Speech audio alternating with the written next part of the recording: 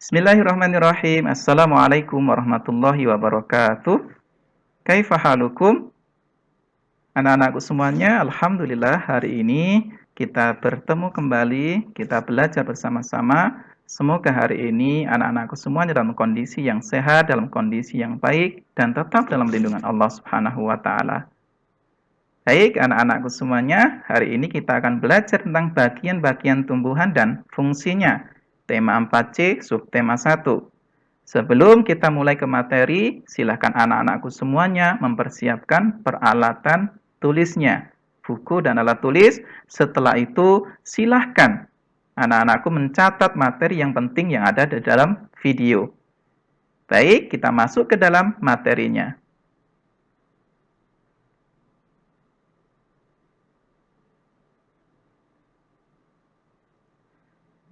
Bagian-bagian tumbuhan itu dibagi menjadi 5, yaitu akar, batang, daun, bunga, dan buah. Kita bahas satu persatu. Akar adalah bagian tumbuhan yang arah tumbuhnya ke dalam tanah. Ciri-ciri dari akar. Yang pertama, umumnya berada di dalam tanah. Yang kedua, biasanya berwarna keputih-putihan atau kekuning-kuningan. Yang ketiga, sebagian besar berbentuk meruncing pada ujungnya. Bagian-bagian akar dibagi menjadi 3. Yang pertama adalah rambut akar, inti akar, dan tudung akar.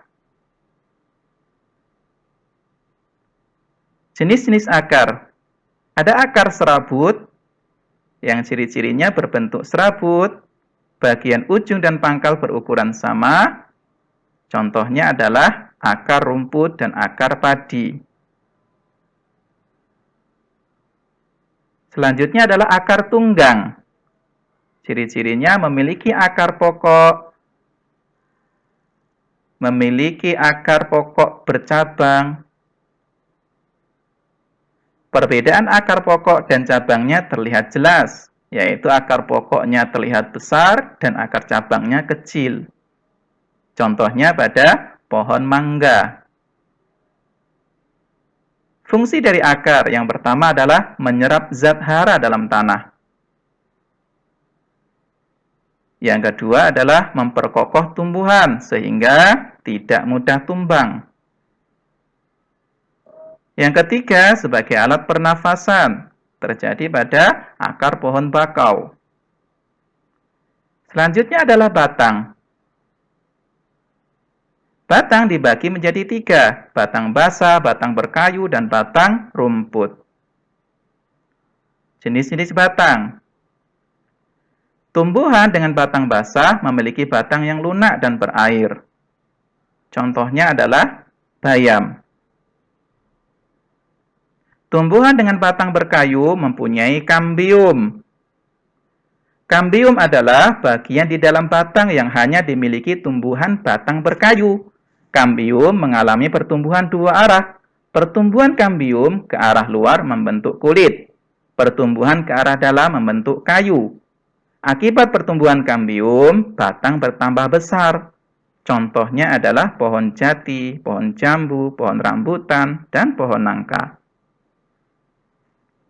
Tumbuhan dengan batang rumput mempunyai ruas-ruas yang nyata dan sering berongga. Contohnya adalah padi dan rumput-rumputan. Bagian-bagian dari batang. Batang dikotil, dia memiliki kambium. Batang monokotil, dia tidak memiliki kambium. Sehingga batang dikotil, dia bisa tumbuh menjadi besar batangnya. Fungsi dari batang. Pengangkut atau alat transportasi zat hara dari akar ke daun. Yang kedua, sebagai penopang tumbuhan sehingga dapat berdiri tegak. Yang ketiga, sebagai tempat penyimpanan cadangan makanan. Contohnya pada tumbuhan tebu, sagu, dan kentang. Selanjutnya adalah daun. Daun adalah bagian tumbuhan yang tumbuh dari batang. Biasanya berbentuk tipis, melebar, dan berwarna hijau, walau tidak semua daun berwarna hijau. Bagian-bagian dari daun. Ada tunas, ada urat daun, ada tangkai, ada penumpu, ada pelepah, ada tepi daun, dan ada ujung daun. Tepi daun, ujung daun, urat daun merupakan helai daun dan disebut daun lengkap. Ada yang hanya tangkai dan helai daun saja. Contohnya daun mangga dan daun nangka. Ada pelepah dan helai daun saja. Contohnya ada pada daun padi dan daun jagung. Bentuk helai daun dipengaruhi oleh bentuk susunan tulang daun. Contoh daun melengkung, daun menjari, daun sejajar, dan daun menyirip. Fungsi dari daun. 1. Tempat pemasakan makanan pada tumbuhan. Yang kedua, sebagai alat pernafasan tumbuhan. Yang ketiga, sebagai tempat berlangsungnya penguapan. Bunga. Bunga adalah bagian tumbuhan yang dapat mempercantik tumbuhan tersebut. Bagian-bagian dari bunga. Putih adalah alat kelamin betina pada bunga. Benang sari adalah alat kelamin jantan pada bunga. Mahkota bunga merupakan perhiasan bunga. Dikatakan bunga sempurna harus memiliki putik dan benang sari. Dan dikatakan bunga lengkap harus memiliki kelopak, mahkota putik, dan benang sari. Fungsi dari bunga mempercantik tumbuhan. Menarik serangga seperti kupu-kupu dan lebah untuk membantu proses penyerbukan. Proses penyerbukan adalah proses jatuhnya serbuk sari ke atas kepala putik.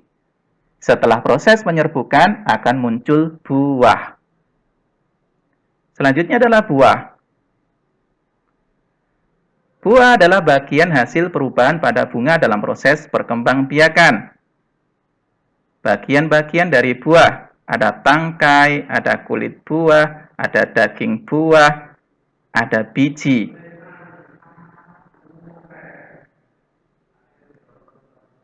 Kesemuanya itu melindungi bakal tumbuhan baru. Daging dan kulit buah melindungi biji dari pengaruh buruk dari luar, sehingga bijinya bisa matang. Demikian materi hari ini yang bisa Ustadz sampaikan. Semoga bermanfaat dan menambah wawasan bagi anak-anakku semuanya. Ustadz cukupkan sekian. Jazakumullah khairan katsiran wa barakallahu fikum. Wassalamualaikum warahmatullahi wabarakatuh.